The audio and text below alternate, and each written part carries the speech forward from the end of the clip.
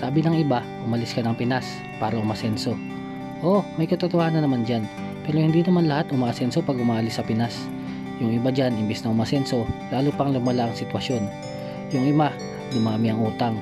Yung iba, naging feeling rich lang. Pag po sa Facebook, maraming gamit, magandang cellphone, branded na damit, branded na sapatos. Pero pag uwi sa Pinas, wala pa ding pera.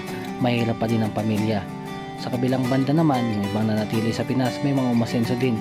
May mga kaibigan din akong guminhawa ang buhay kahit hindi nakapagtapos. May mga sarili pang negosyo at masasabi mong meron na talaga kung sa meron. Hindi magiging batayan ang pag-alis ng Pinas para umasenso. Nasa diskarte lang yan ng mga tao. Nakapagtapos ka man o hindi. May kailala din akong bachelor's degree, civil service puzzle pa, pero hindi niya pinili ang karir, bagkus nagnegosyo siya. Nasa mindset lang din kasi ang pag-asenso.